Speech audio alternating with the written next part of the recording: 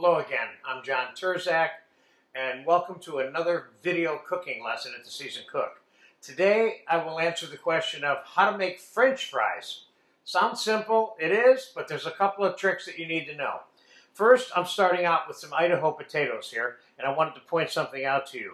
This particular potato, for example, I scrubbed all these potatoes well with a little Scotch-Brite type scrubby under cold running water, but I want you to see the difference between the half of the potato that I cleaned and the half of the potato that I did not clean.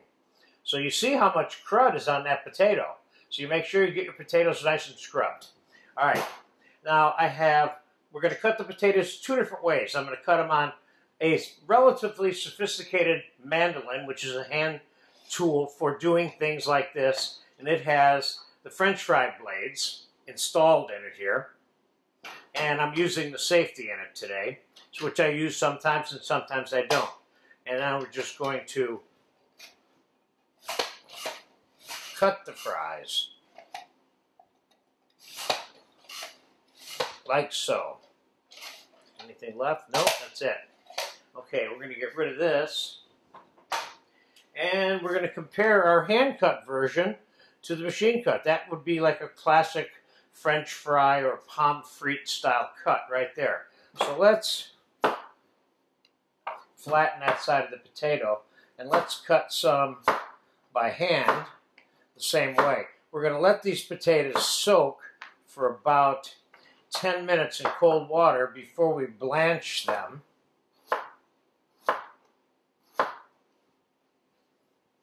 These are a little longer than these because I used a smaller potato to get it into the machine.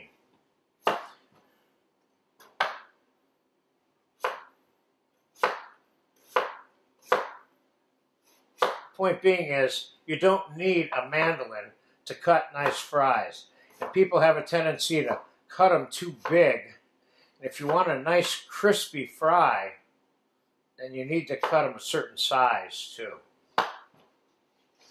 Not to suggest you can't make a large crispy fry, because we're going to make some of those in this frying lesson, or in this frying class.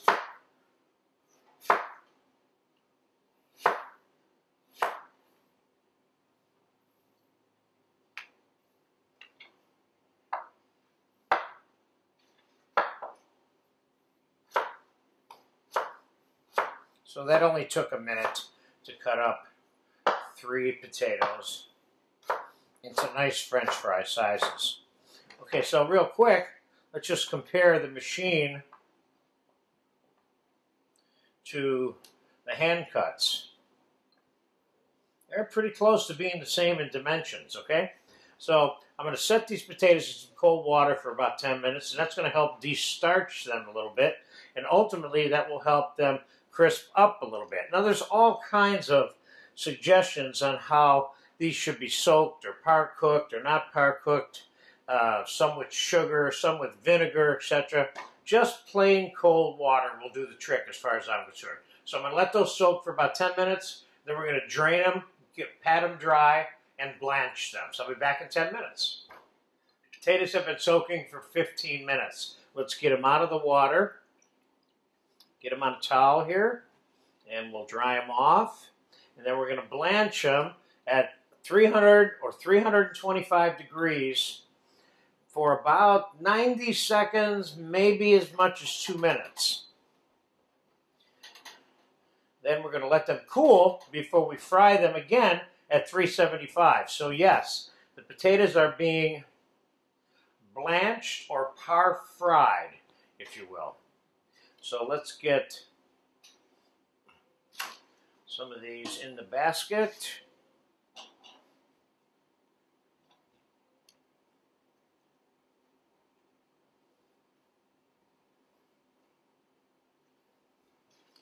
Oh, let's put them all in the basket.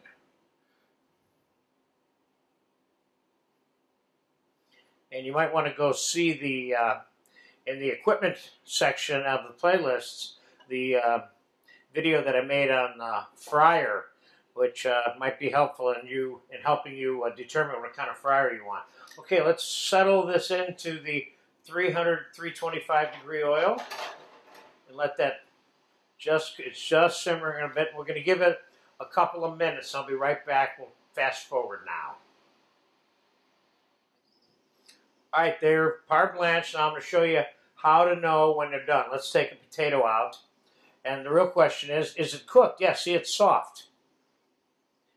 All you need to do is cook the potato. We're not looking to brown the potato in the blanching process. Now I'm going to throw it on some paper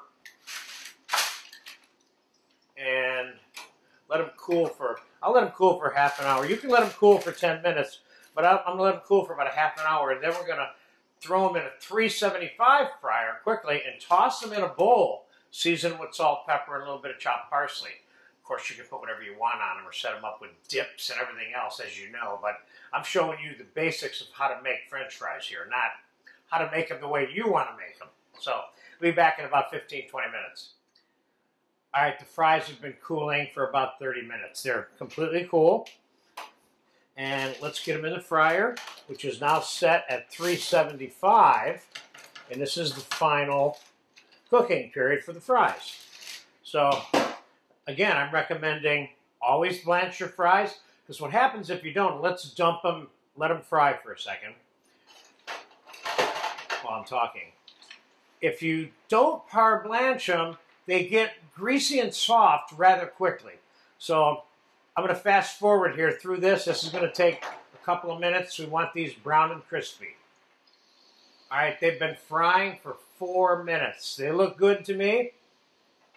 Of course, this is extremely clean frying oil, too. If your frying oil is a little dirty, then they might look a little bit browner than that. So let's get that in there. And this is the way I would normally season regular plain French fries. I put them in a bowl with whatever seasoning you're going to use. Some people would put cayenne pepper. Some people would paprika on them. I'm putting salt and pepper and a little bit of chopped parsley because I'm showing you how to make the basic French fry. So now I'm going to put it on paper towels, which is where I would serve it from. But these are nice and crispy, and they are completely cooked. And they're pretty darn simple to make, but following the procedures which are important, which are soaking the fries for 15, 20 minutes, 10 minutes before they're par blanched at a lower temperature of 325, and then refried, if you will, at 375 until they're brown like this. So I hope I've answered this difficult question for you on how to make French fries. But it's an important one because everybody loves these when they're made right.